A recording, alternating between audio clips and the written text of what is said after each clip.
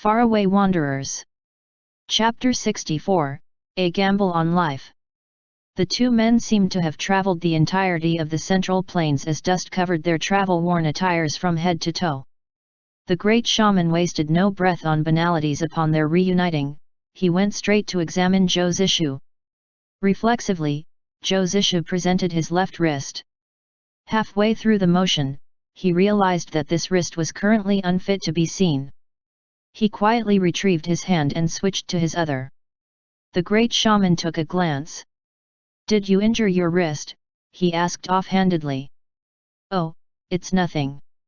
A dog bit me," Zhou Zishu replied in an even tone. The pulse at the wrist was one of the vital areas that a martial artist would guard fiercely. The wrist's artery was a vital point anyone practicing martial arts knew to guard. An earnest man, the great shaman paused upon hearing this and reached out to pale his fingers on Zhou Zishu's wrist as he asked in bewilderment, "What breed of dog is so capable as to land a bite on you?" Zhou Zishu kept silent.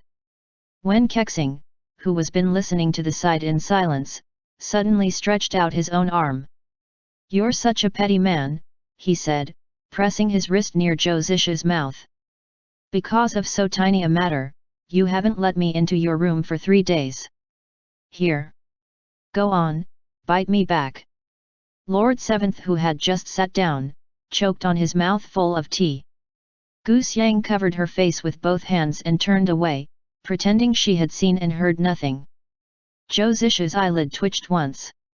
He batted away Wen Kexing's hand and said, "Face impassive, we're in public. Have some shame, will you?" Wen Kexing chuckled, but it sounded half-hearted, like he had no energy left for banter. Instead, he focused his attention on the great shaman, whom he eyed without blinking, as though a flower had suddenly bloomed on the great shaman's face. After a while, the great shaman released Zhou Zishu's wrist. Immediately, Wen Kexing asked, "So? How is he?" The great shaman hesitated for a moment. "It's worse than I had predicted," he answered honestly. "Manor Lord Zhou, have you by any chance suffered other injuries lately?" Zhou Zishu retrieved his arm and straightened his sleeve. Dropping his gaze, he gave a nonchalant smile and said, "When one roams the Jianghu, one is bound to suffer a knife or two." Being born in Nanjiang, the great shaman's features differed in subtle ways from those from the Central Plains. His eyes were inordinately deep-set, which made his irises seem blacker than normal. For a while, he scrutinized Zhou Zishu in silence. Then, he appeared to divine something. "Manor Lord Zhou, if I did not have the slightest bit of confidence, I would not have come to look for you and cause you more trouble. You may be a little more at ease." Zhou Zishu looked up and forced a smile. "If it's anything which entails crippling me of my martial abilities," as he spoke, the vulnerability of a man who could barely keep it together flashed across Zhou Zishu's features. The expression vanished within a split second, leaving onlookers doubting having seen anything at all. The great shaman saw it clearly, though. He nodded and said, "I will not suggest anything of the sort again. I have a method that can preserve your martial arts and save your life." Wen Kexing sat upright. He was about to say something when Zhou Zishu cut in. "A way that can preserve both my life and my skills. What will I need to sacrifice?" Zhou Zishu's expression did not reveal a slightest bai of emotion. There was no trace of joy to be seen on his face. His gaze sharpened and gravely solemn, as though he was not discussing his condition with a physician or a friend, but was instead in the midst of a negotiation with some other party, cautious and thorough, paying attention to every detail. How could such an effortless deal exist in this world? As the saying went, you couldn't have both the fish and the bear's paw for the same feast. Though the time he has been alive in this world could not be considered long, Zhou Zishu felt that it was sufficient for him to understand this principle. There was no such thing as free bread dropping from the sky. Even if he considered these two people before him friends, if he were hard-pressed to, even though he knew about the great shaman's skills as a practitioner, he still couldn't let himself believe so easily. Because, this thing called hope could hurt. Lord Seventh set aside his teacup quietly and spoke, we've been to many places in half the year since. You are aware of the might of the Shaman's Valley, you even helped build it yourself back in the day, that no medicine exists on earth which it cannot procure goes without saying. Though few of the herbs are rather rare, we have, regardless, gathered them all now. As Lord Seventh spoke, the great shaman took out a small bottle from his own robes. Zhou Zishu took it and opened the cap. Tiny pills filled the vial to the brim. A medicinal fragrance with hint of bitterness wafted out from within the bottle. The great shaman said, "Keep this medicine with you. Take them at midnight. They can keep the 3 autumn nails of the 7 acupunctures from acting up and gradually neutralize the poison on the nails. Even though the poison is troublesome, it is but a minor issue," Lord Seventh continued. "The crux of the problem is your pinned meridians. If the nails were extracted all of a sudden, your meridians will be unable to withstand your internal energy, and since you do not wish to lose your abilities, treating you would take a great deal of effort and bring about a terrible ordeal to endure." However, Lord Seventh smiled as he cast a glance at Zhou Zishu. "While others might not be able to survive it, I feel that you might be able to if you give it a try." The great shaman picked up where he left off.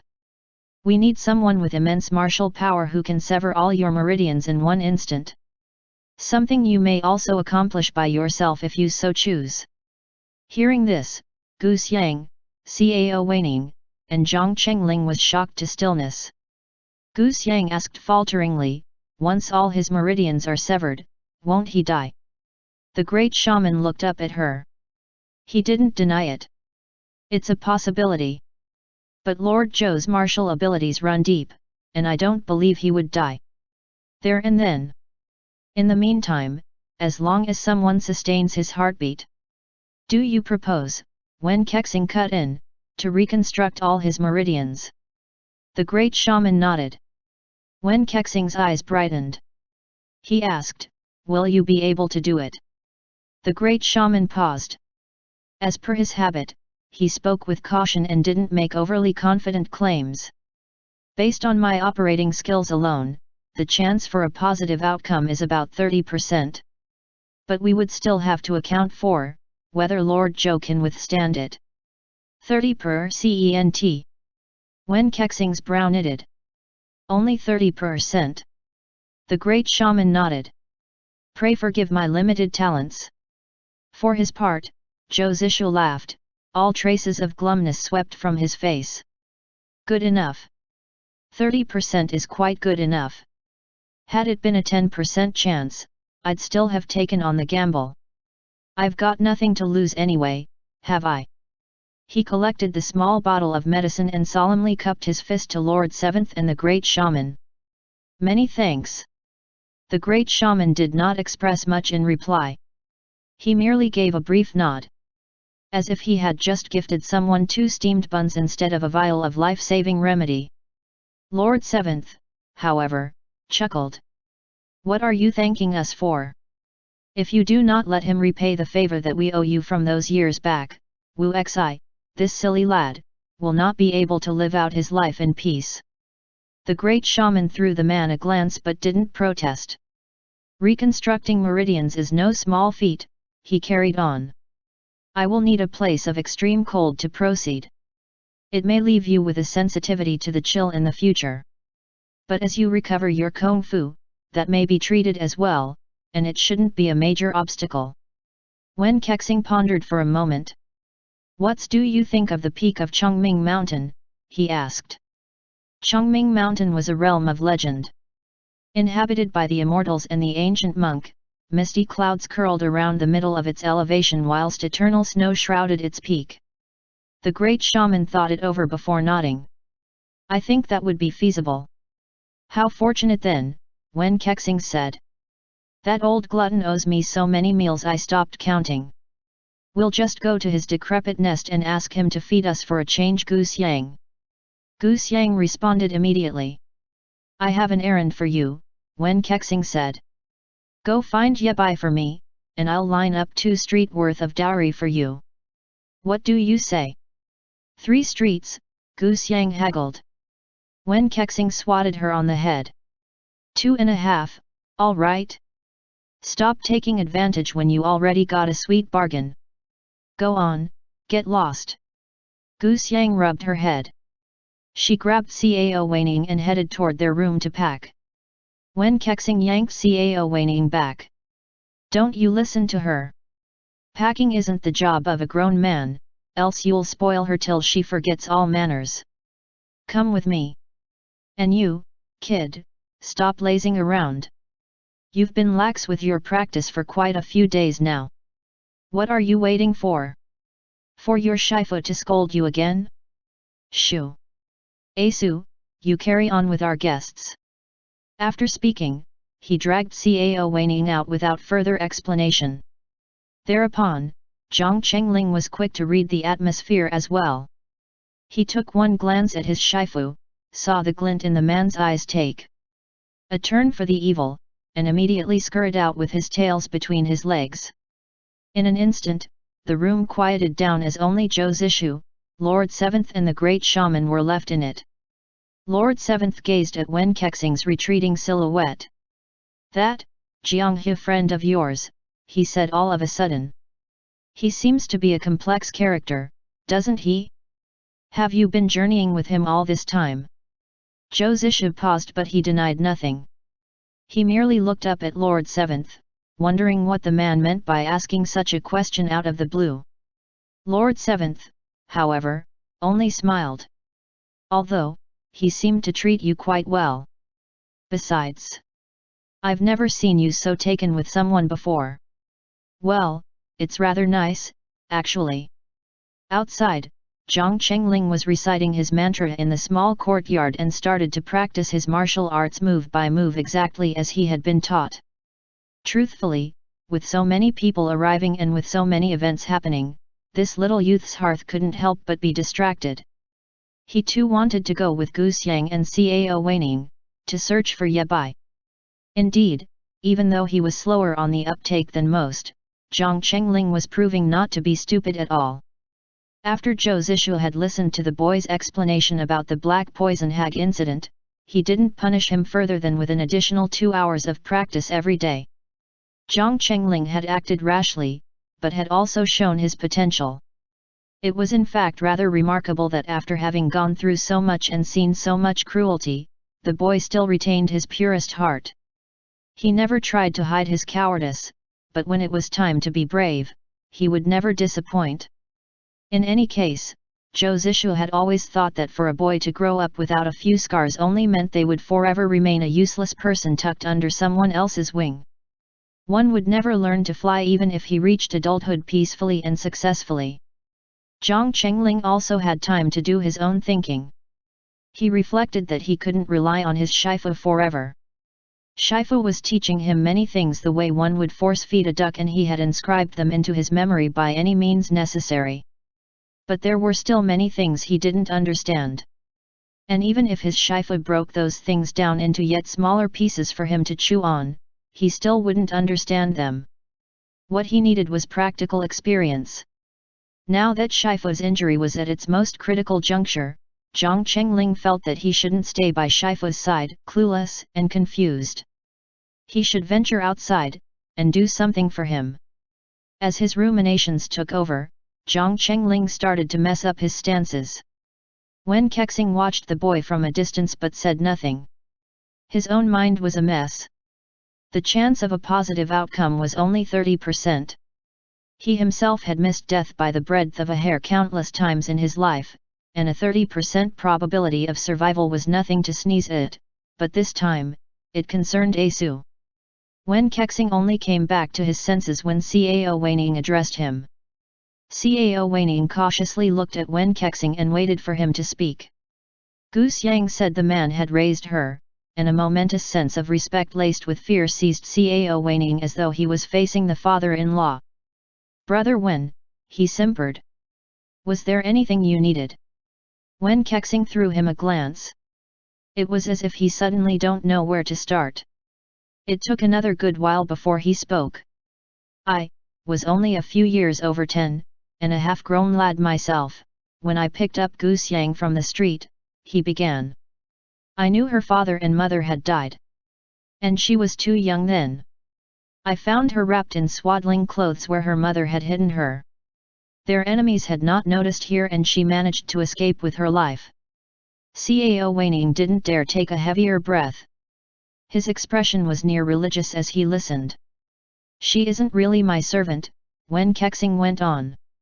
Although she calls me master, I never thought of the girl as anything other than family. She is like a little sister to me. He paused. Chuckling, he added, or if I were to claim seniority, and since I watched her grow up you could say she is like my daughter. The place we lived at when we were children was sordid, unfit for humans to dwell in. And since I was still a kid myself, raising her has not been easy. For instance, the first time I tried to feed her porridge, I burned her mouth badly. So, you see, if keeping Goose Yang alive until this day wasn't easy for me, the truth is, it hasn't been easy on her either. Vaguely understanding what Wen Kexing was getting at, Cao Weining said with a serious expression, Brother Wen, you can rest assured. All my life, from this moment onwards, and until I die, not a single day, not a single second shall pass during which I won't endeavor to never let Goose Yang down. Wen Kexing glanced at him, the ghost of a smile curling his lips. Don't make promises you can't keep. Cao Weining raised a hand toward the sky and swore, the heavens and the earth are my witnesses. Afraid Wen Kexing still wouldn't believe him, and sheer panic rising within, eminent scholar Cao then declaimed a line that, for once in his life, was quite wrong as his usual, yet didn't invite mockery. The skies and earth are bound by the end of time, but my enduring love knows no closing date. Wen Kexing eyed the young man, his expression strange. Even if she turns out not to be who you imagined her to be, he asked. Even if you discovered one day you don't know her, after all. Don't worry. I know her, Cao Weining said. Wen Kexing laughed. He picked up a pebble and threw it in Zhang Qingling's direction. Kid, he yelled. What are you daydreaming about? Focus. Don't worry, I know her Ace Yang, you've been worrying unnecessarily. End chapter. Faraway Wanderers. Chapter 65, Startled Souls. The two bodies tangled together on the warm and scented sheets. The entire room charged with carnal atmosphere. The head scorpion sat motionless to the side, surveying the scene in silence like a ghostly shadow. The couple on the bed seemed to grow increasingly invested in their task, their moans getting louder. The head scorpion had selected two young men this time, and it was quite a while before they came down from their high. Emerging from the afterglow, they exchanged a glance with each other before they draped their clothes over themselves. Their bodies half covered, they came to kneel on one knee before the head scorpion. The head scorpion set down his wine cup. He glided his gaze over the youth's still flushed faces and bodies, a picky moo curling his lips. At that moment, a gust of wind blew and the door to the room had been pushed open from the outside, and the kneeling youth closest shuddered as a tall and masked man appeared in the door frame. As though he was completely unaware that someone has arrived, the head scorpion did not even look up in the door's direction. He reached out to grab a youth's jaw, forcing him to lift his head and examined his features closely. His looks seemed to be sculpted from jade and refined with powder, a shiny luster brightening his eyes when he blinked. A pointy chin and a petite, delicate face. He was born male but had a feminine visage. The head scorpion shook his head and let out a disdainful sigh. Not good. Too effeminate. Feels like face powder is sticking to my hand just from touching him. The masked man marched into the room, appearing unfazed as he threw a glance towards the two trembling youths. He said, "They're but two twinks. Aren't they all this effeminate? What is so unordinary about this?" The head scorpion waved his hand and the two youths kowtowed like they had received an imperial pardon before they scampered for dear life. What isn't rare isn't exciting either, the scorpion mused in a drawling voice. If these men are like women, why should I whore boys? What a pity, that those two escaped the other time. The masked man sat down without waiting for an invitation. Why, I didn't know those little pets you keep were smart enough to run off by themselves. The head scorpion glanced at him and let out a chuckle. They weren't mine, he drawled. But rather two guests who harbored no good intent. In fact, I reckon one of them was an old acquaintance of yours. From what I could gather, he looks to be a key figure on your side of things. The masked man froze. Was it him? He asked after a pause. How should I know? The head scorpion said. The masked man fell into a hush. As if he could no longer remain seated, he jumped to his feet and paced the room with his hands clasped behind his back. He went missing all of a sudden a while ago, he muttered. And now he is turning up at your place. He said that to catch Xuefeng and take back the key, it was best to avoid drawing attention from the orthodox clans. Yet, his own moves have become unpredictable. What do you think he means by it? As if the matter didn't concern him, the head scorpion repeated, how should I kn? The masked man stopped in his tracks and held up his hand, cutting the scorpion off. But let's not discuss this for now. Have you seen to Sunding? The head scorpion hummed in agreement and extended a leg to kick a box out from under the desk, the bottom of it scraping the floor as it slid towards and stopped in front of the masked man. The masked man lifted its lid with the point of his shoe, revealing a human head inside. Although rot had already set in, the blood-red mark on its cheeks was still distinguishable. The masked man let out a sigh of relief, his lips curling upwards. It's good that we've gotten rid of one, the others will be easy to deal with too. Ha ha ha, the delighted morning ghost, while others didn't care when Zhao Jing spread false news about Xuefeng, this fool took the bait and allowed me to destroy him in one fell swoop. At the words the others will be easy to deal with now, the head scorpion's eyes glinted briefly. You are right, he said, a knowing smile creeping across his lips. Though we needn't rush things with the others. They will be sorted out in due time. Abruptly, he set the wine cup down onto the table. His gaze focused and he said, let's cut to the chase. Where is the real Xuefeng? And your so-called key? Have you still not found a clue? The masked man shook his head. And you haven't either, he inquired back. The scorpion frowned. How strange, the man seemed to have evaporated from the surface of the earth. Where can he possibly go? The masked man hesitated for a moment. Finding Xuefeng isn't a priority, he muttered. We should get hold of the lapis armor first.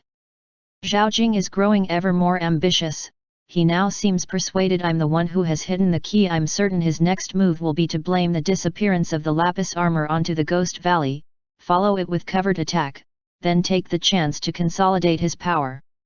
At present, the pugilist world of the Central Plains is in an uproar. No one knows what's going on and most are just following suit, adding fuel to the fire by blindly following popular opinion. If he stirs them up, they will doubtless follow his lead. What he means is start his operation by mowing down the Ghost Valley. The masked man gave a snort. It's no matter, though. Doing business with Zhao Jing, I had predicted such a day would come all along. Only. The head scorpion looked up. What is it?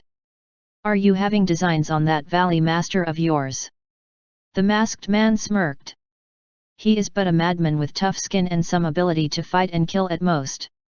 Now that a moment where he's finally of use has arrived, let him fight it out with that Zhao Jing. And since he is in Luoyang and already paid you a visit, I'm afraid you'll have to be troubled once more. Say, why don't you invite his venerable person to carry out some heavy lifting for us? The head scorpion gave a nod. Easy enough. Meanwhile, the targets of their scheming carried on breezily. That day, Zhang Chengling wasted no time telling his Shifu about his plan to go with Gu Xiang. Zhou Zisher rolled his eyes and offered the boy a short reply, dream on. Zhang Chengling opened his mouth soundlessly a few times. Then, he decided to take a page from Mr. Wen's book. He deployed a campaign of relentless pestering. Following his shifu around like a bum beetle, he jabbered at the man for the whole day, right until night fell and it was time for bed. As he retired to his room, Zhou Zishu was about to slam his door shut, when Zhang Chengling stuck out his foot and wedged it there. Clawing at the door frame, he looked up with stubbornness written all over his face and pleaded, "Shifu, please just let me go. I can't just sit around and do nothing. I can't." Zhou Zishu narrowed his eyes. He wasn't a patient man, to begin with. It was only because he had been in a good mood that he had let the brat tail him all day. But enough was enough. Without further ado, he lifted his foot and aimed a kick at the boy's chest. Zhang Chengling thought he was being tested on his kung fu. Elated, he executed a backflip to show how well he could evade. Just as he opened his mouth to speak, Zhou Zishu slammed the door in his face with a loud bang. Wen Kexing appeared behind Zhang Chengling out of nowhere. Sighing at his beautiful, disrupted fantasies, he said, "Great, there's no way I can enter by the door now." Zhang Chengling dropped his head and stood like a discarded turnip, suffering the additional outrage of frost. Mr. Wen had spoken as if he was the cause of his being shut out as well. Wen Kexing heaved another sigh and started mumbling under his breath. If a man is made to keep an empty chamber for too long, his desires may go unsated, and if his desires go unsated, he may lose his reason and commit irrational acts. And if his reason is lost, then he just may. Although Zhang Chengling was slow on the uptake, he wasn't that stupid. Wen Kexing's expression was turning evil, and Zhang Chengling was gripped by the sudden impression that smoke was coming out from the top of the man's head like steam rising from a basket of cooking buns. Scared witless, he jumped to his feet and scrambled out of sight. For a moment, Wen Kexing stared at the boy's retreating silhouette, a perplexed expression on his face as if he had no clue whatever could have got into the brat. Then, he raised one hand to knock on the door, while bracing his other hand on the windowsill. Indeed, if push came to shove, he was well determined to break in through the ladder so he could live out his newfound aspiration of being a flower thief. But the door opened. Wen Kexing, who was still plotting out the particulars of his crime, jumped in shock. He remained frozen on the spot even when Zhou Zishu twisted aside to make way. Are you letting me in?" Wen Kexing stuttered, a rare expression of dumbstruck foolishness etched on his face. Zhou Zishu cocked a brow. "Don't you want to?" he said, raising his arm to shut the door again. "Well, forget it, then." Wen Kexing hurried to bat the man's hand away. He wormed into the room with a giant grin breaking on his face. Zhou Zishu, however, showed no sign of retiring to the bed. He went to light the lamp instead, stooping to fill 2 cups with tea before he took a seat by the table. He kept his eyes lowered the entire time and didn't appear in a joking mood at all. Rather, he looked like he had serious matters to discuss. Wen Kexing watched him for a while with a cheeky smile, but slowly, the expression on his face faded. He picked up a teacup but only held it in his hand, not drinking from it. Leaning against the backrest of his chair, he stretched out his legs, crossed them and turned his head to the side to look at Zhou Zishu. He asked, "Why, do you have something to say to me? Have you decided to entrust yourself to me in marriage from now on, or?" Zhou Zishu broke him off with a short laugh. He sneered, then he looked at Wen Kexing as he said, "Don't you have something to tell me, Valley Master Wen?" Wen Kexing's words got caught in his throat. He opened his mouth a few times with no sound coming out. After a long pause, he shook his head and chuckled. "The great shaman of Nanjiang is a capable man," he said. "I'm sure it will be fine if you go with him." Zhou Zishu dipped his finger into his teacup and doodled idly on the table's surface. "That's it." Wen Kexing raised his head to hold the man's gaze. Zhou Zishu's chiseled features were softened by the lamp's light. Memories flooded Wen Kexing as he looked past them. He felt as though he had known this person for a very long time. An emotion had stirred within him the moment he laid eyes on those shoulder blades. Later on, he had grown to like his identity and had thought that, so, this was how the leader of Tianchuang was really like as a person. All of a sudden, the other person felt to him like a kindred soul of his. In this world they were both lone wolves who had been caught in hunter's trap. They had struggled for freedom with all their might to no avail, and had resolved to gnawing off their own legs in the end. He couldn't help but to follow the man around. Couldn't help watching him. Then realization had dawned: if Zhou Zishu could live like that, surely, so could he? While musing along those lines, he fell. And once he fell, he could no longer extricate himself. Not entirely out of his own volition, Wen Kexing reached out to cup Zhou Zishu's face. Curving his fingers, he caressed the man's coarse skin with his own calloused hand, the contact faintly chill to the touch. "Don't die," he said all of a sudden. "If you die and I'm left behind, I'll be terribly lonely." Zhou Zishu grasped his wrist but didn't shake him off. "As long as there is a sliver of a chance for me to survive, I cannot die," he said with a smile. "This life is mine. My skills are mine. The heavens have granted me this fate. It won't be easy to take it back from me even if the gods above so chose." Wen Kexing could feel the man's breath against his fingers. Eyes half-lidded, he murmured almost in a trance, "Once upon a time, an owl knocked over the bowl of red water a villager was carrying in his hands." Zhou Zishu gazed back at him. His expression unchanged, he uttered in a soft voice the question he had asked once before: why was the villager carrying a bowl of red water? A slow smile spread across Wen Kexing's lips. "Water is colorless. But if you trickle blood into it, wouldn't it turn red then?" Zhou Zishu kept looking at him but spoke no more. Wen Kexing shook out of his reverie, his gaze which had drifted far away regaining its focus. "Asu, you really ought to do it with me this once, you know," he said with a grin that crinkled up his eyes into half-moons. "That way, we'll both have someone in our hearts. You won't die so easily then, and neither will I. So, what do you say?" He spoke in a teasing tone, but Zhou Zishu didn't banter back. He merely watched Wen Kexing with an odd glint in his eyes. "Are you truly sincere about this?" Zhou Zishu asked after a long pause. Wen Kexing laughed, he leaned his entire body over. "Can't you tell whether I am?" he asked back, his breath brushing against Zhou Zishu's mouth. Zhou Zishu hesitated for a second. "I really can't," he replied in a low voice. "I've known little sincerity over the course of my life, and have trouble telling it apart. Are you, though?" Wen Kexing's fingers followed the outline of a shoulder and climbed up, tugging Zhou Zishu's top knot loose.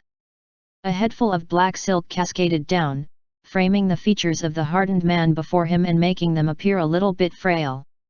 Wen Kexing quelled the mocking smile on his lips. "I am," he said in a whisper that nonetheless resounded with certainty. Then he closed his eyes and pressed his lips to Zhou Zishu's, casting his heart, affected beyond measure, to the bottommost depths of his decision beyond return, abandoning all further reservations.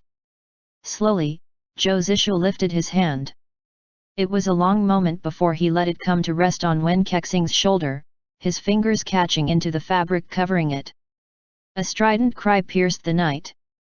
The slight haze that had formed in Zhou Zishu's eyes dispersed at once whilst Wen Kexing froze mid-gesture.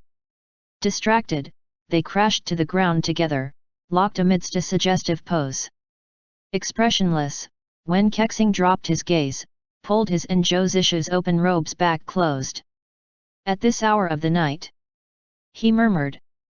"Say, should I boil the intruder alive or braise them with soy sauce?" End chapter. Faraway Wanderers. Chapter 66, Night Ambush. The head scorpion stood in a corner untouched by moonlight, a hooded cloak shrouding him from head to toe. The long mantle billowed in the breeze, making him look like a phantom bred from the shadows. He held a comely-looking young man on a leash, one of the two who had tumbled out of his bed earlier. The pretty youth was clad form-fitting night gear and wore around his neck a chain to which the leash was attached. He was like a fine-looking dog, rosy of lip and pearly white of teeth. The head scorpion reached out his fingers to comb them gently through the youth's hair. If we do not come and drop Valley Master when a reminder, he sighed, I fear his formidable personage may fall into the trappings of earthly tenderness so sweet, he'll soon become like the floating white cloud which doesn't envy immortal fairylands. And we can't let that happen, can we? If all our champions were so unambitious, who would be left to unmask our last standing great hero? The pretty youth squinted as though he was enjoying it greatly and leaned into the head scorpion's caress, angling for more. Meanwhile, several dark silhouettes rushed into the small inn. Shrieks rose from all around as unsuspecting guests were startled from their slumber. A door burst open and a sloppily dressed half-grown lad stumbled out from within. A poisonous scorpion was close in pursuit behind him. As the head scorpion observed from the sidelines, he noted that, although the boy looked a laughable mess, the pattern of his steps whilst he ran was actually an exquisite sequence of qigong executed perfectly while he seemed still half asleep and showed no sign of defending himself beyond dodging left and right. The youth soon cried out. Heck! Zhang Chengling wailed, why is it you people in black again? You're there when I fall asleep, you're still there when I wake up. I swear I have not done anything worthy of such grudge like digging up your ancestors' graves. His voice broke on the last word into a shriek. The poisonous scorpion after him had flung out a handful of needles as thin as ox hair. Zhang Chengling dodged by plunging toward the ground face first like a dog trying to eat mud. Then, after hitting the dirt with a thud, and as if he were a giant fleshy maggot, he wiggled his raised buttocks a few times, before rolling to the side and vaulting back to his feet. There was a wooden pillar nearby. He scaled it for several steps before twisting around with something held in his hand. Zhang Chengling hurled his clenched fist toward the poisonous scorpion who was after him, and shouted. I've got needles too. Out of reflex, the scorpion bent backwards to dodge. From the day he was born, Zhang Chengling had always been the one getting scammed, and now he had finally succeeded in scamming someone else under the influence of cheap tricks employed by a series of unscrupulous, shameless people such as Gu Xiang and his Shifu. Zhang Chengling was practically overjoyed. He clung to the wooden pillar and scooted upwards like a black bear, even explaining smugly, haha, you're so stupid. That's how my Shifu taught me to fleece people. Nonsense, a miffed voice barked back. When did I ever teach you such a low and despicable trick? That poor poisonous scorpion caught on at last. He was about to resume his chase when a gale of wind rushed at him from behind. Before he could turn around, his head detached from his neck and rolled to the ground. Zhang Chengling's giggle got stuck in his throat. He stared wide-eyed at Wen Kexing, who had appeared out of nowhere. All he had been able to discern was a shadow flashing through the air a split second before the scorpion became headless. Wen Kexing stood apathetically by the corpse with his head lowered. His robe was spotless, though 4 fingers on his left hand were dripping with blood. He had wielded no saber nor sword, or any other sharp weapon. Yet, he had used some mysterious method to slice the poisonous scorpion's head off his neck barehanded. Could he have possessed the ability to condense air at his fingertips into the aura of a blade? Wen Kexing's entire demeanor was one of malicious ghost that clawed its way up from hell. His expression wasn't particularly grave or fierce, but the aura emanating from him irresistibly made people want to bolt. Hugging the pillar, Zhang Chengling opened his mouth a few times. No sound came out. By this point, Gu Xiang, Cao Weining, and Gao Xiaolian also showed up and joined in the flight. Zhou Zisha followed unhurriedly. He halted by the door. He uncorked the small medicinal bottle the great shaman had given him and popped a pill into his mouth, gulping down the little sphere dry. Crossing his arms in front of his chest, his belt still loosely tied, he did not arm himself with the bi-sword. His gaze skipped past Wen Kexing and the others to rest directly on the head scorpion standing in the shadows. The great shaman had pushed open the window of his room a while ago. He didn't jump into the fray, though, content to watch from inside. When his eyes fell on Wen Kexing's silhouette, his brows knitted. Lord Seventh draped his outer robe around himself. What do you think of his Kong martial ability, he asked from behind the great shaman. The great shaman hesitated for a moment and then said, if it is a matter of true martial abilities, Manor Lord Zhou may have been his match when he was at his peak. However, if they truly exchange blows, our friend would lose for certain. Lord Seventh started faintly. What about you, then? The great shaman shook his head. Unless I had no other choice, I will never face this person in combat. His eyes somber, he gazed at the man who stood in the middle of the courtyard. Wen Kexing appeared to give a faint snort before he lifted his hand and gingerly licked at the blood drenching his fingers. It left his lips stained with crimson. Although within Jianghu, the great shaman and Zhou Zishu were two bona fide masters of exceptional abilities, they still had learned their kung fu from someone first from their exceptional abilities, they still had learned their kung fu from someone first from their shifas, then from others before they had polished it off by themselves. Although one's cultivation depended on their character and choices, they were ultimately guided on the basics by a master. For all, their motivation to master martial arts was to become capable, to fulfill their own aspirations, even though others couldn't tell, there was an undeniable, unshakable craftsmanship to their martial arts. But Wen Kexing was different. This person's martial abilities were polished by decades of life-or-death instances in the tempests of bloody massacres. He had no mantras, no fixed set of moves but only a choice to either live or die, time after time.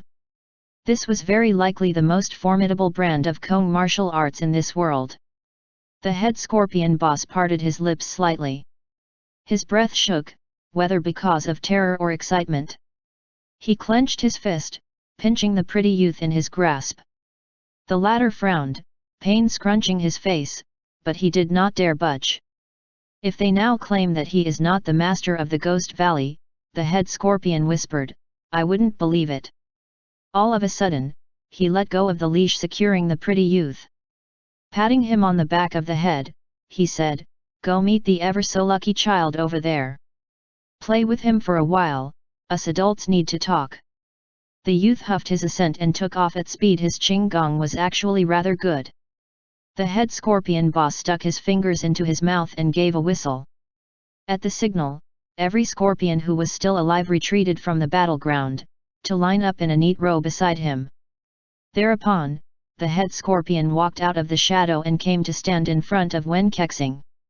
Gentlemen, we meet again, he said, cupping his fist. Wen Kexing loosened his grip and the corpse of the poisonous scorpion in his grasp hit the ground.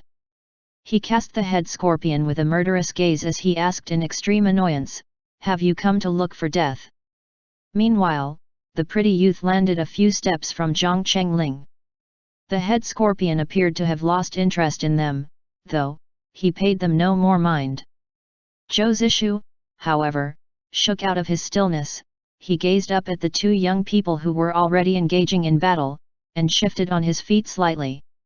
But then he seemed to think again, and did not interfere. The pretty youth's attacks were vicious. As their duel began, they forced Zhang Chengling to flee like a rat scurrying for its life, arms and feet in disarray. Yet, Zhou Zishu could see that, if there was a discrepancy between their abilities, the gap wasn't so large. And since he knew Zhang Chengling was the type to progress when pushed to his limits, he let them be. Besides, with so many people present, the brat risked no real mishaps. I dare not, the scorpion boss replied to Wen Kexing with a simper. Your humble servant is someone who quite appreciates life. Since the target is now under the Valley Master's protection, even if we possess the courage of beasts, we dare not tempt fate.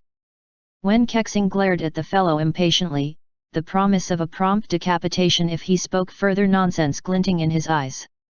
I came here only, the scorpion went on, to deliver a message on someone's behalf, for the young master Zhang. Wen Kexing threw a glance towards the two youths who had removed themselves to the roof and were retiling it presently. Loath to bother with the scorpion anymore, he turned heel and walked back towards Zhou Zishu, his expression thoroughly foul. Only when he reached the other man's side did he wipe off the nastiness from his face. Have you taken the medicine? He asked in a low voice with his eyes dropped. Zhou Zisha gave a quiet grunt and looked over at the head scorpion. What message? The scorpion didn't answer immediately. He clasped his hands behind his back and raised his head to look at Zhang Chengling, who was still hiding and ducking earlier but was now able to return a few blows despite his flustered manner and could not help a noise of curiosity. This youth had produced a sword that seemed like scrap metal at some earlier point in time. One could tell upon first glance that it had been flippantly obtained for practice. His moves, which looked to have no order to them, seemed to conceal two exceptional sword forms.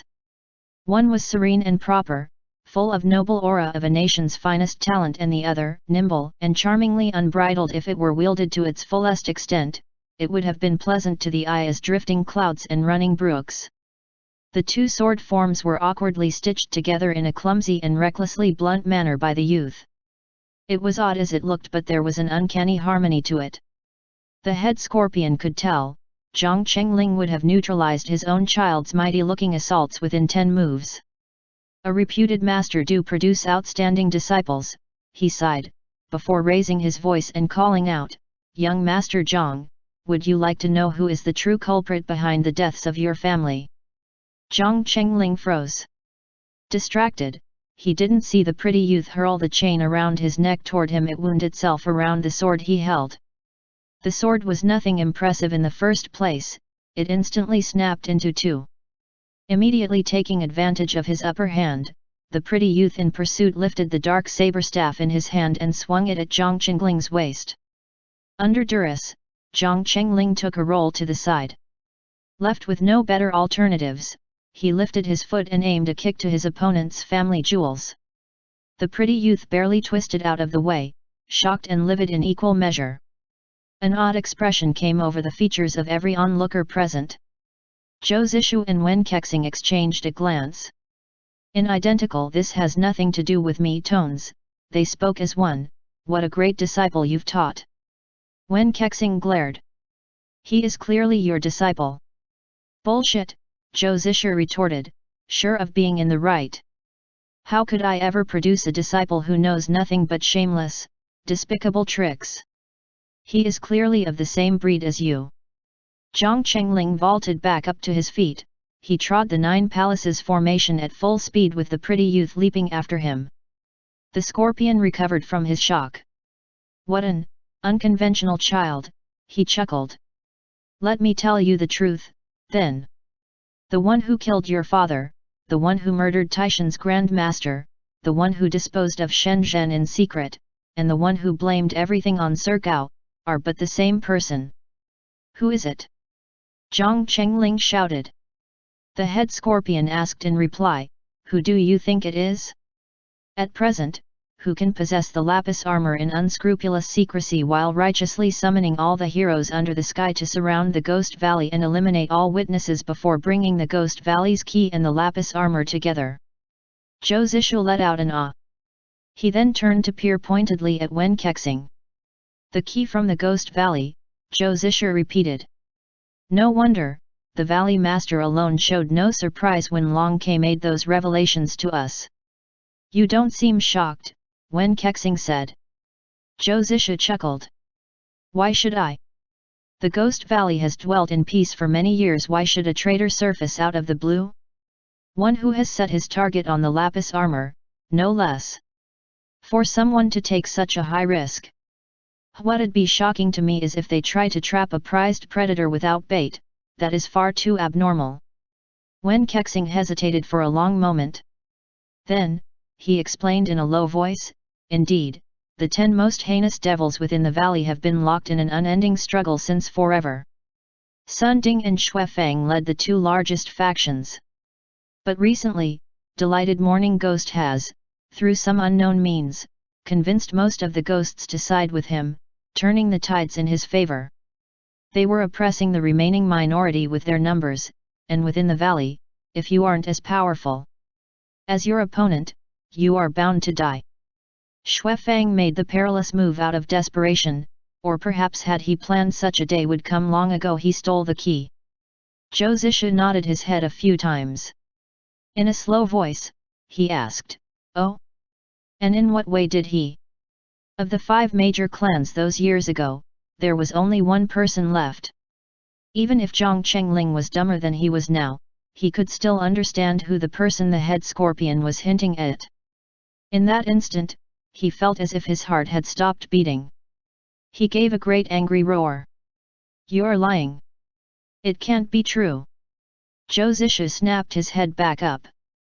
"Brat, your mind must be strong if you want to achieve greatness," he said in a deep voice. "If you know something to be true, then you mustn't deceive yourself.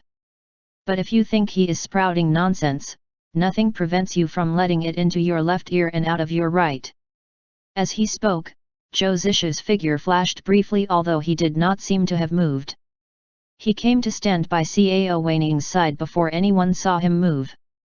Casually, he plucked the young man's sword from him and tossed it out. "Catch!" he called out. "Didn't you say you wanted to go with Goose Yang? If you can kill that pale-faced female impersonator, I'll allow it." Zhang Chengling surged through the air to catch Cao Weining's sword. He unsheathed it with a shashing sound, and gave a ferocious bellow. No longer holding back, he swung toward the pretty youth whilst wielding his weapon like it were the gold-ringed saber, his poise so towering, and his aura so oppressive, it seemed to weigh down 1,000 pounds.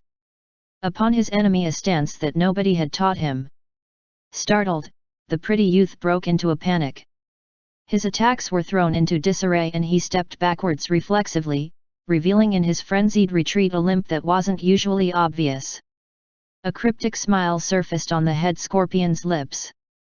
Zhang Chengling too spotted his opponent's stagger. His eyes sharpened all of a sudden as a vicious hatred twisted his features. He hacked his sword straight down, cleaving the pretty youth in two from head to chest. Warm blood splashed Zhang Chengling's face. He twisted his head back and looked the head scorpion in the eyes. "You're saying it's Uncle Zhao?" The suicide assassins had started turning up after Uncle Zhao brought him to Dongting. Why had Zhaojing let Zhou Zishu, a stranger of unknown background, take him away so easily back then? Because the best moment to deliver the killing blow was when Zhang Chengling was no longer by side. The people who knew what had happened with Rongxian all those years ago were now all dead. Zhaojing alone remained. And he had been wounded whilst upholding the honor of Wulan's orthodox clans, proving himself as a man of virtue and valor whose reputation was now unrivaled. This was the truth. End chapter.